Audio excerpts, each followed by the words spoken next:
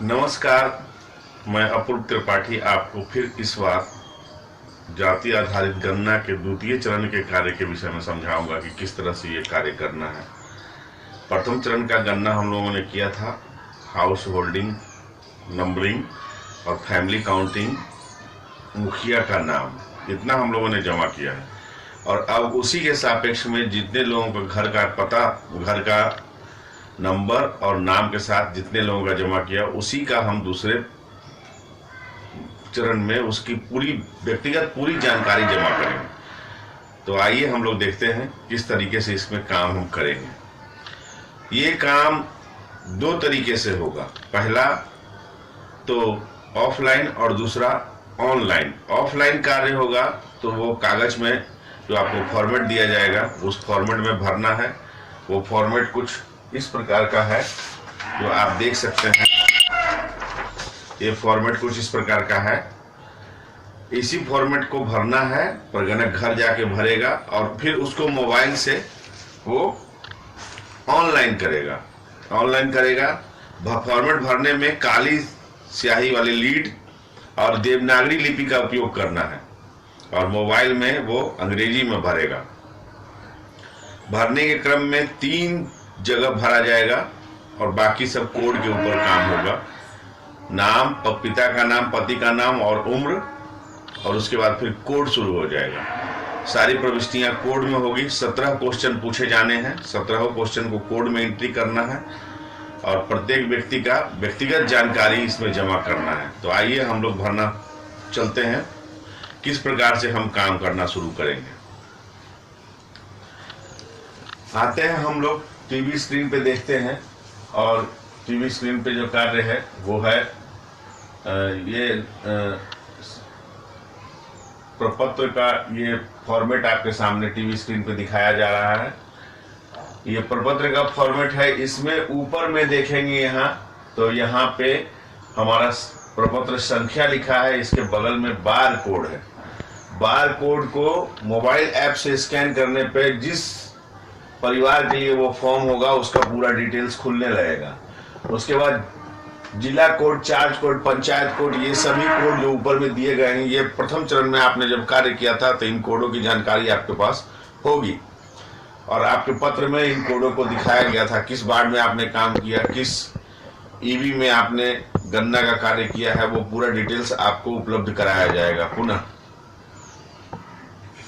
आपने प्रथम चरण में जो कार्य किया था वो कार्य ये था कि आप गए थे और हाउस में नंबर दिया था, परिवार का नंबर दिया था और परिवार के मुखिया का नाम लिख के आए थे। ये सब आपने जमा किया हुआ है। पहले से नजरी नक्शा बनाया था आपने, मकान कच्चा और पक्का मकान आपने दिखाया हुआ था पहले।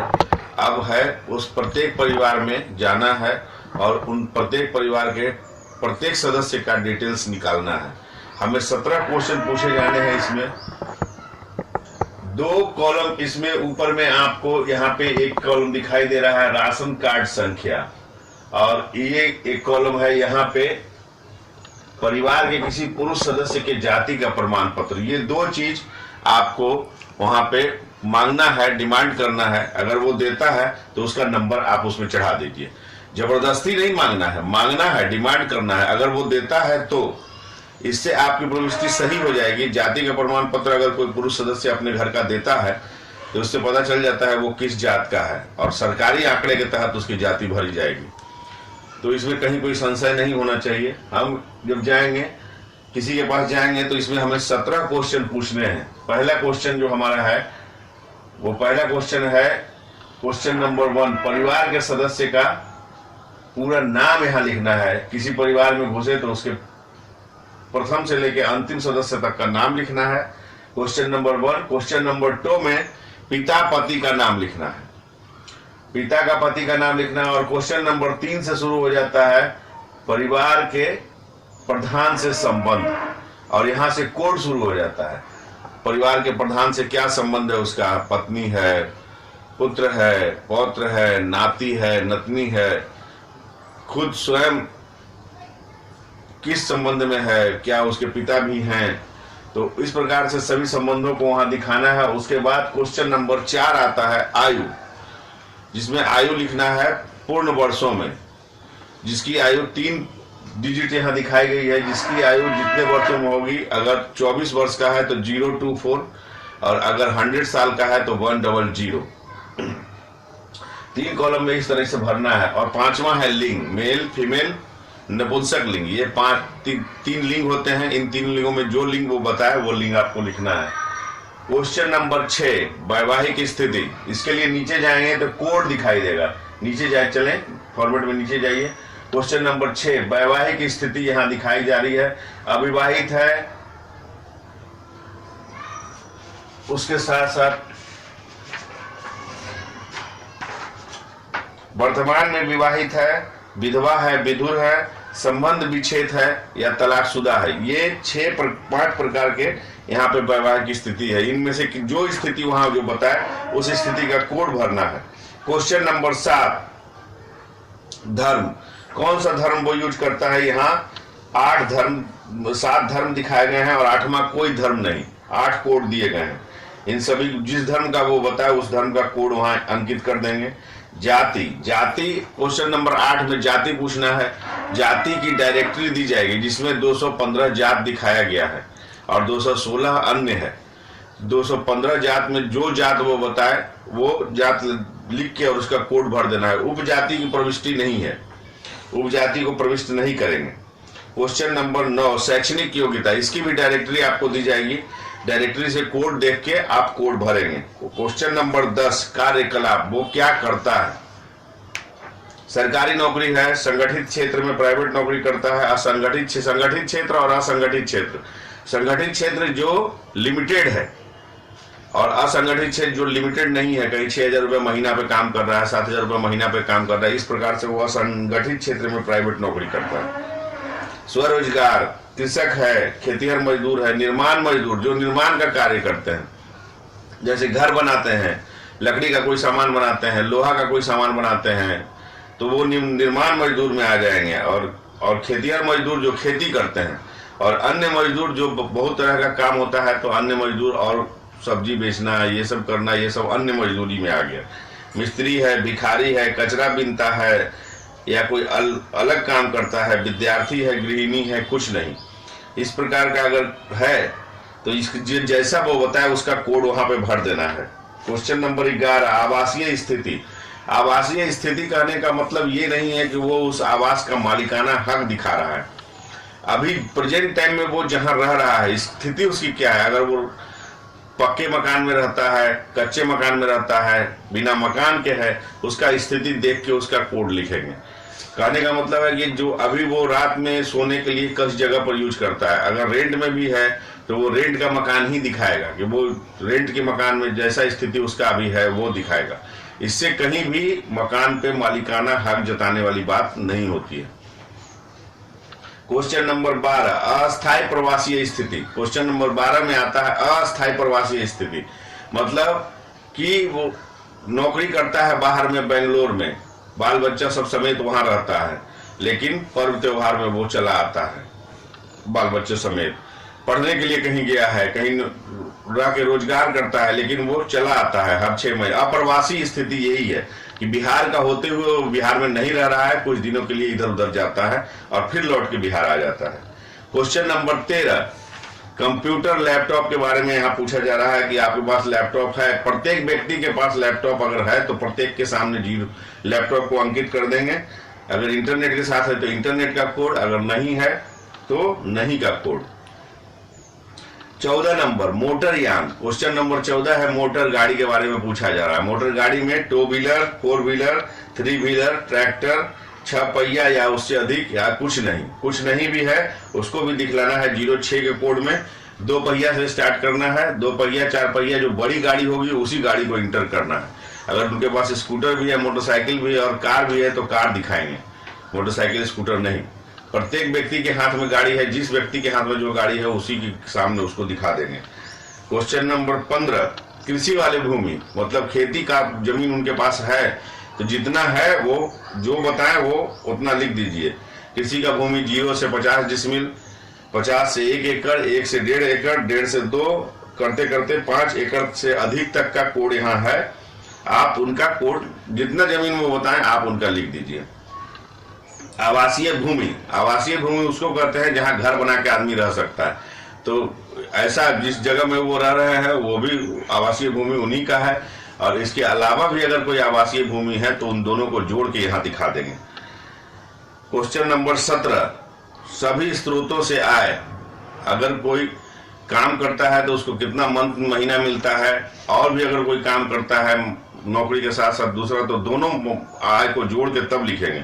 अगर कोई गृहिणी है, घर में काम भी करती है और उसके अलावा कहीं ऑफिस में भी काम करती है, तो वो गृहिणी नहीं रही, वो ऑफिस महिला हो गई, तो उसको उसका जो आय होगा वो वहां दिखा देंगे। इसमें एक चीज और लिखा गया है, कोड कार्यकलाप कोड 13 से 15 लागू नहीं। कार्यकलाप है हमारा कॉलम नंबर 10, इसमें 13 से 15 अगर कोड है तो उन लोगों के ऊपर में ये लागू नहीं होता है। 13 से 15 कोड में क्या क्या है? 13 में है विद्यार्थी, 14 में है गृहिणी और 15 में है कुछ नहीं। अगर ये 10 नंबर कॉलम में 13, 14, 15 कोड भरा गया है तो यहाँ पे 08 लागू नहीं वाला कोड भर देंगे और इसके साथ ये फॉर्मेट का कार्य पूरा हो गया मेरा। फॉर्मेट में हमने सभी क्वेश्चनों का आंसर ले लिया।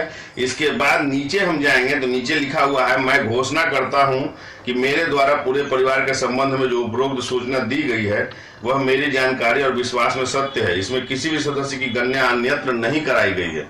इस चीज को आप उसको बार बार बोल के समझा देंगे कि देखिए भाई, इसमें आप सिग्नेचर भी अपना कर रहे हैं और नीचे थंब इम्प्रेशन भी दे रहे हैं, तो आप जो सूचना दे रहे हैं वो सही हो, इसका आप खुद सत्यापित कर रहे हैं और आपके बाद हम सत्यापित कर रहे हैं। तो हम भी बोल रहे हैं आप अपनी सूचना बिल्कुल सही दर्ज कराइए। गलत सूचना होने पे ऐसा नहीं है, गलत सूचना होने पे मोबाइल सॉफ्टवेयर में एक ऐसा सॉफ्टवेयर डेवलप किया गया है जो इन दोहरी सूचनाओं को पकड़ लेगा। दोहरी सूचना जब पकड़ में आएगी तो पहली वाली सूचना रह जाएगी और दूसरी सूचना डिलीट हो जाएगी। ये 15 मई के बाद ये सॉफ्टवेयर काम करने लगेगा। जो 2 जगह से एंट्री करा देंगे उनका एक जगह से एंट्री ऑटोमेटिकली डिलीट हो जाएगा। कुछ ना कुछ तो मिलेगा ना, कुछ ना कुछ तो मिलना ही है। अगर मिल गया कुछ तो उसके बाद एंट्री उनकी एक जगह से डिलीट हो जाएगी ऑटोमेटिक, और वो जहां रहना चाहते हैं वहां वो नहीं रह पाएंगे, जहां नहीं रहना चाहेंगे वहां वो रहेंगे, क्योंकि एक जगह से एंट्री उनकी डिलीट हो जाएगी। इसलिए दोहरी प्रविष्टि करने का प्रयास न करें, दोहरी प्रविष्टि होने पे दिक्कत हो जाएगी। इसके बाद हमारा काम जो होता है वो आता है मोबाइल ऐप। अंतिम में आधार नंबर दिया हुआ। हाँ, और क्वेश्चन नंबर 18 जो है वो है आधार नंबर। आप उससे मांगेंगे, अगर आधार नंबर देता है तो आप आधार नंबर भी इंटर कर देंगे। वो भी स्वेच्छा से है, जबरदस्ती नहीं करना है। आप उससे मांगिए, अगर देता है तो ठीक है। इसके बाद हम मोबाइल ऐप पे आएंगे। मोबाइल ऐप में जब हम आएंगे तो मोबाइल ऐप की स्थिति ये है कि हम गूगल प्ले स्टोर पे जाएंगे। गूगल प्ले स्टोर पे जाने पर बिजागा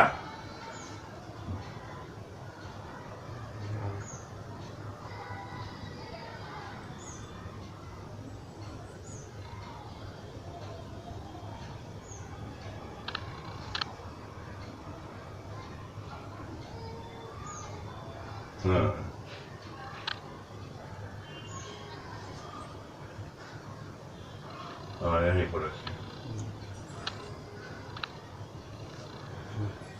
मोबाइल ऐप पे जाएंगे हम। तो मोबाइल ऐप पे गवर्नमेंट का बिजागा दिखाइए ना, बिजागा नहीं दिखाई दे रहा है। ये तो खोल दिया, आगे चलेगा, आप पीछे आइए।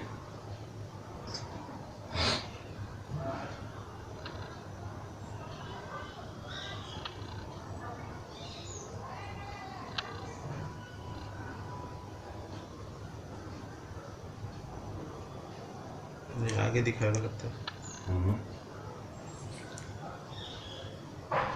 नहीं, वो तो आगे चलेगा, नहीं भाई, इसी को बड़ा कर दीजिए। हाँ,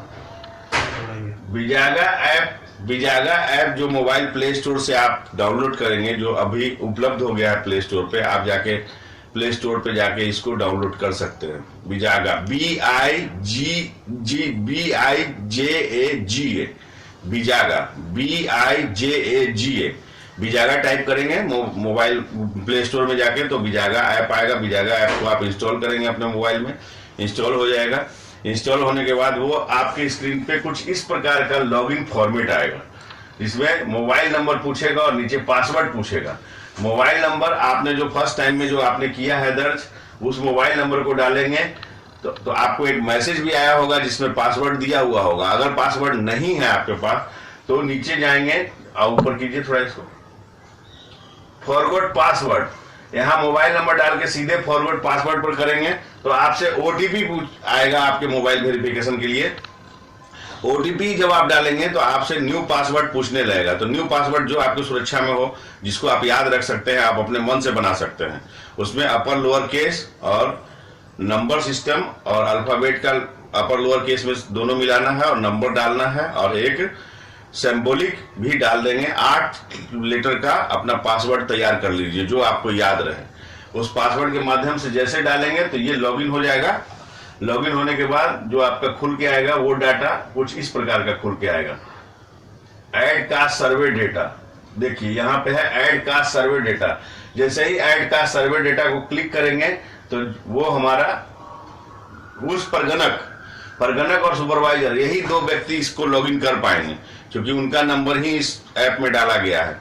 तो वो जब लॉगिन करेंगे तो उनका जो जिस ईवी में उन्होंने काम किया है उस ईवी का डिटेल्स दिखाने लगेगा। जैसे ऐड सर्वे, जैसे कि आगे बढ़िए तो जैसे दिखाने लगेगा यहाँ फैमिली, सिलेक्ट फैमिली और फॉर्म नंबर। यहाँ फैमिली का सिलेक्ट नंबर है, जिस फैमिली का नंबर डालेंगे वहां और सर्च करेंगे उस फैमिली का डिटेल्स इस तरीके से खुलने लगेगा। आपने फर्स्ट टाइम में दिखाया था कि कोई आदमी है, उसके फैमिली में 6 मेंबर है तो 6 मेंबर्स को वो मांगने लगेगा आपसे डिटेल्स। जैसे ही उसका नाम डालेंगे तो पहला मेंबर, दूसरा मेंबर, तीसरा मेंबर, चौथा मेंबर, 5वां मेंबर, 6ठा मेंबर। जब 6 मेंबर का डिटेल डाल देंगे तब फिर अगली फैमिली पे हो जाएगा। जाने का तो आप बीच से भी जा सकते हैं, लेकिन वो डिटेल्स भर के जाएंगे तो ज्यादा अच्छा है क्योंकि छूट जाएगा नहीं डिटेल्स भरेंगे तो। वो सबमिट नहीं करेगा, ड्राफ्ट लेगा नहीं, जब तक उसका पूरा फॉर्मेट भरेगा नहीं तब तक ड्राफ्ट लेगा नहीं। 17 क्वेश्चन जैसा हम फॉर्मेट में पूछ रहे हैं वैसा ही 17 क्वेश्चन मोबाइल ऐप में भी पूछ के सबको कोड में डालना है। जैसे तीसरे नंबर क्वेश्चन पे मोबाइल में जाएंगे तो वहां जैसे यहाँ ऑप्शन आया प्रधान से संबंध, वहां प्रधान से संबंध ऑप्शन नहीं आके आएगा, क्या वो यहाँ रहते हैं, नहीं रहते हैं, जीवित नहीं है, ये 3 ऑप्शन आएगा। जैसे ही आप कहेंगे रहते हैं, उनका डिटेल्स पूछने लगेगा आपसे, नाम बताइए, पिता पति का नाम बताइए, फिर वो 17 क्वेश्चन का मॉडल जो है 17 क्वेश्चन उसमें पूछेगा। लेकिन जैसे ही आप उसको कह देंगे कि अब यहाँ नहीं रहते हैं तो वो आपसे पूछने लगेगा कि भाई नहीं रहते हैं तो उसका कारण क्या है, क्या आप विदेश रहते हैं या अब नहीं यहाँ नहीं लौटेंगे या फिर वो जीवित नहीं है। ये 3 ऑप्शन में जैसे आप जीवित नहीं वाला ऑप्शन डिलीट करेंगे वैसे ही उनका पोर्टल से पूरा डाटा डिलीट हो जाएगा कि वो अब जीवित नहीं है। पोर्टल से पूरा डाटा, ये परगणक कार्य करेगा। परगणक जब उनके यहाँ मोबाइल से डाटा एंट्री करते रहेगा तो उस समय उनको डिलीट करने की सुविधा दी गई है।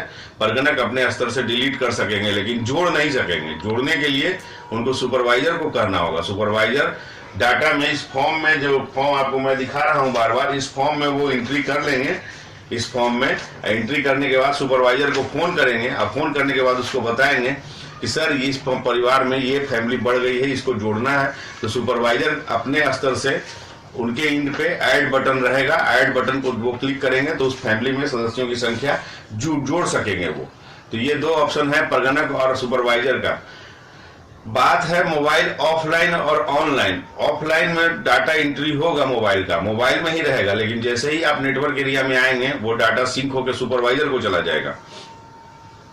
सुपरवाइजर उस डाटा को वेरीफाई करेंगे। 24 घंटे का टाइम सभी को दिया गया है। सुपरवाइजर के पास भी ये डाटा 24 घंटा रहेगा। 24 घंटे के बाद ये डाटा अगर सुपरवाइजर उसको नहीं आगे फॉरवर्ड करते हैं तो उनके मोबाइल से डिलीट हो जाएगा और फिर से लेना पड़ेगा परगणक को जाके। और अगर परगणक भी रात 12 बजे तक उस मोबाइल डाटा को सुपरवाइजर को नहीं फॉरवर्ड करेंगे तो उनके मोबाइल से भी वो डाटा डिलीट हो जाएगा।